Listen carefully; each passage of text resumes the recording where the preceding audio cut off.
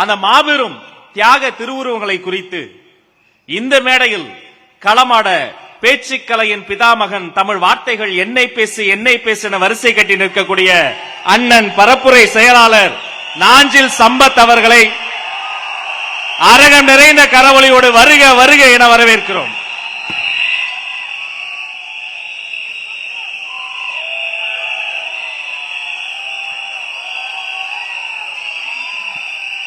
தமிழே உயிரே வணக்கம். தாய்பிள்ளை உறவம்மா உனக்கும் எனக்கும். தமிழக வெற்றிக் கழகத்தின் மாநில மாவட்ட செயல்வர்கள் கூட்டத்திற்கு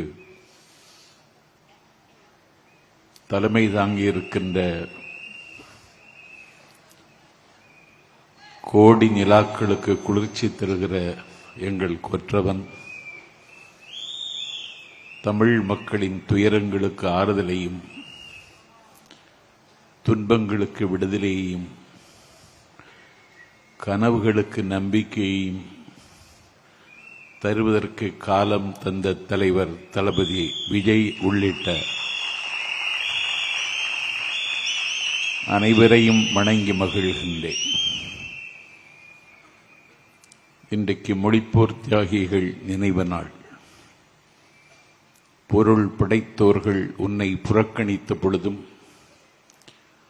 உனக்காக இழப்பதற்கு என்னிடத்தில் ஒரு உயிர் இருக்கிறது என்று அன்னை தமிழுக்காக அக்னி பர்வதங்களை அணைத்துக் கொண்டு ஆபை துறந்த வீரர்களுக்கு புகழஞ்சலி செலுத்தத்தான் என்னை தலைவர் அவர்கள் பணித்திருக்கிறார்கள். மொழி என்பது என்னுடைய முகம். என்னுடைய முகத்தில் அடுத்தவனுடைய முகவரியை எழுத அனுமதிக்க முடியாது. மொழி என்பது என்னுடைய கலாச்சாரத்தை காப்பாற்றுகிற கவசம். இந்த கவசத்தை எந்த கட்டத்திலும் கழற்றி தூர எறிந்துவிட முடியாது. மொழி என்பது எனது உள்ளாடும் உயிர். இந்த உயிரை நான் எப்போதும் எந்த காலகட்டத்திலும் நான் இழக்க முடியாது.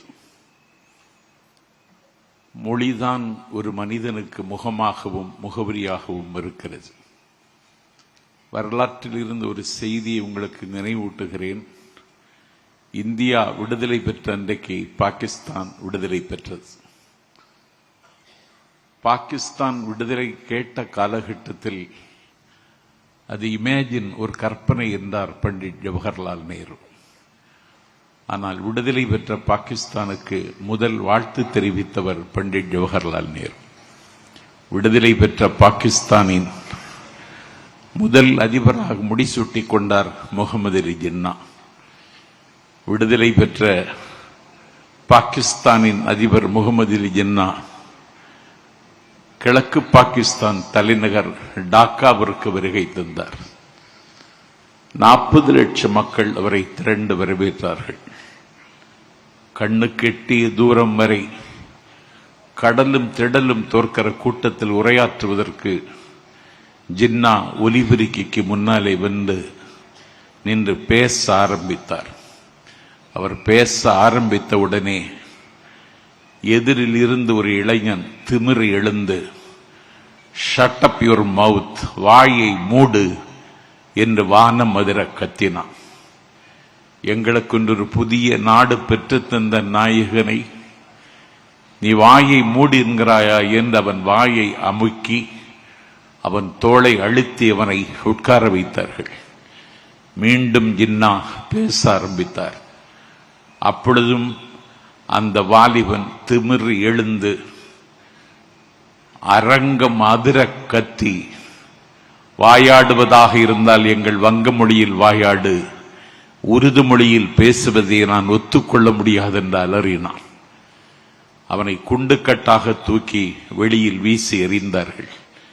அன்றைக்கு வெளியே தூக்கி வீசி எறியப்பட்டவன் தான் வங்காளதேசம் என்கிற நாட்டுக்கு முதல் அதிபராக முடிசூட்டப்பட்ட முஜிபுர் ரஹ்மான்.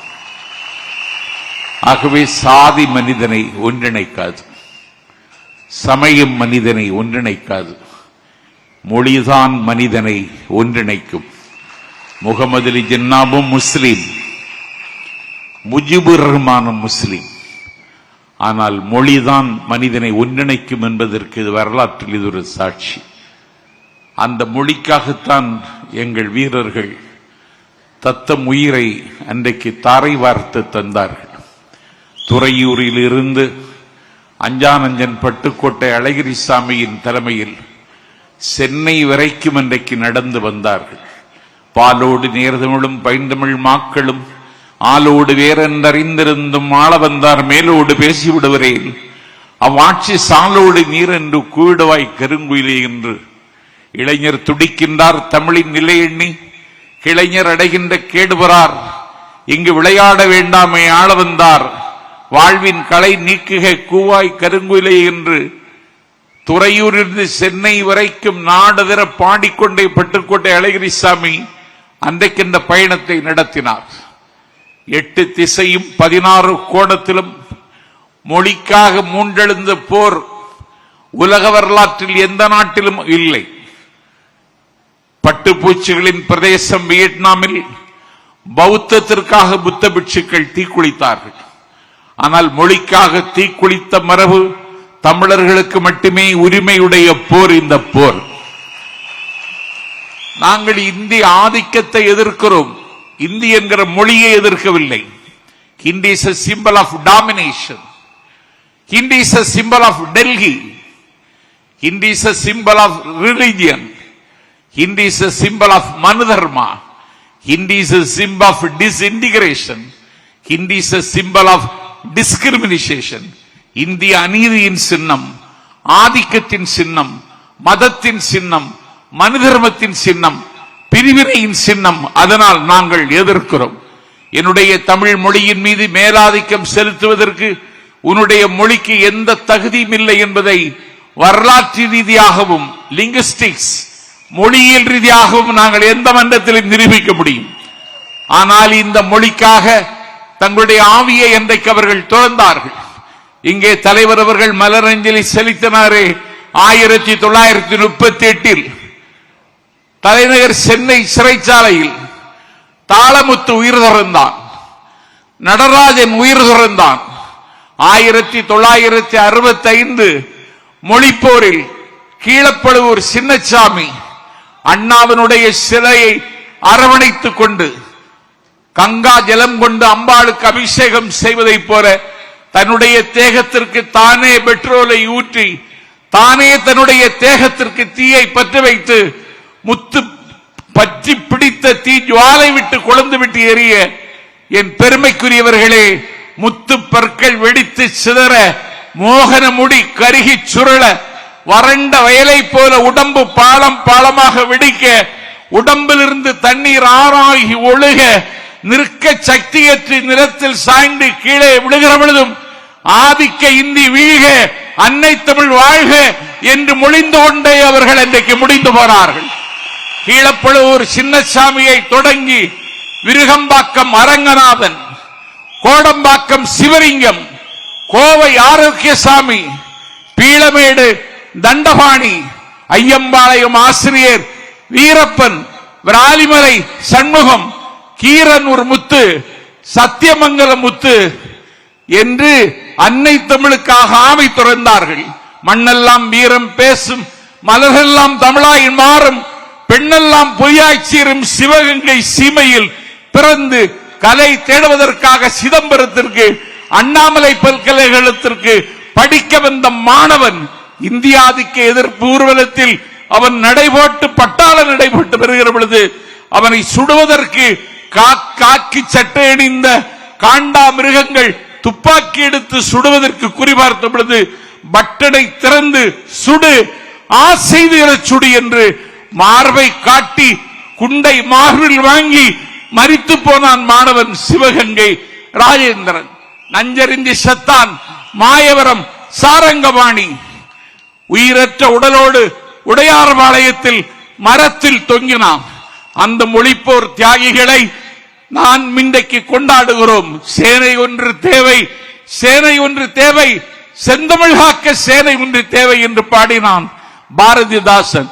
செந்தமிழ் காக்க இனி ஒரு சேனை தேவைப்படுமானால் அந்த சேனையை தருகிற இயக்கம் எங்கள் தளபதியின் தமிழக வெற்றி கழகம் என்பதை மத்தளம் கொட்டி வரிசங்கம் நின்றுதி நான் இன்று சொல்லுகிறேன்.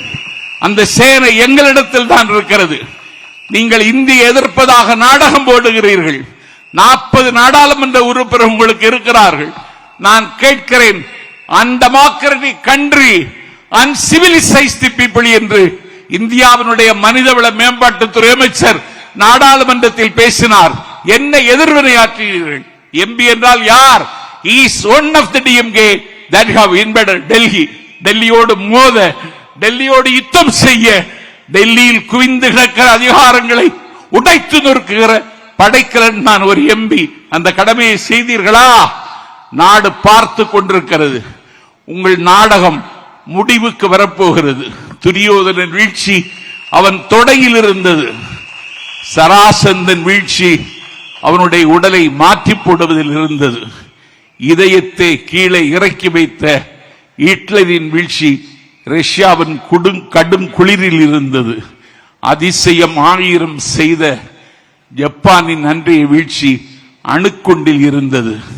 ஒரு வல்லாதிக்கத்தின் வீழ்ச்சி அண்ணாவின் சென்னாவில் இருந்தது. உய்ய வந்த தமிழினத்தை உய்யாது தடுத்து குடும்ப புற்றில் குடியிருக்கும் பூனாகங்களின் வீழ்ச்சி எங்கள் தளபதியின் கையில் இருக்கிறது என்பதை வருகிற காலத்தில் எழுதுவதற்கு நாம் மொழிப்போர் தியாகிகள் நிறைவு நாளில் சூளுரைப்போம். வருகிற காலம் நம் காலம். வருகிற காலம் தமிழக வெற்றி கழகத்தின் காலம். எத்தனை தடைகள் போட்டாலும் தடைகளை தகர்த்து தடந்தோள் தட்டி முன்னேறுவோம். நதி நடக்க மறுத்தாலும் வெள்ளம் நிற்காது. தேதிகள் கிளிவிட உடன்படாவிட்டாலும் நாளை நடக்கும். நாளை நீங்கள் முதல்வர் ஆவதை எந்த சக்தியும் தடுக்க முடியாது என்று சொல்லி மொழிப்போர் தியாகிகள் அடக்கமாகி இருக்கிற திசை நோக்கி தண்டனிட்டு வணங்கி இந்த வாய்ப்பை தந்த தலைவருக்கு நாளெல்லாம் உங்களுக்கு கடன் பெற்றிருக்கிறேன். நீங்கள் பேசாமல் இருக்கிறீர்கள், ஆனால் உங்களை பற்றித்தான் எல்லோரும் பேசுகிறார்கள்.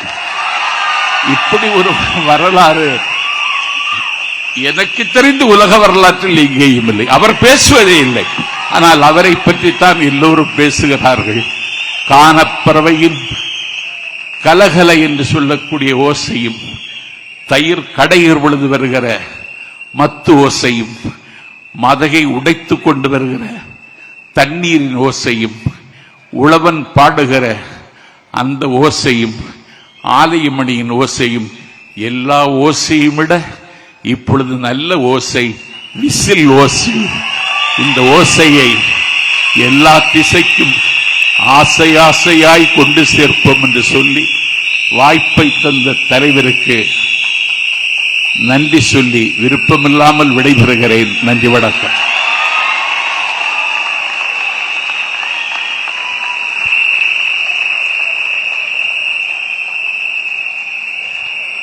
நாஞ்சில் நயாகராவிற்கு ஒரு நன்றியை நாங்கள் நதி போல தருகிறோம். எடுத்துக் கொள்ளுங்கள் அண்ணா.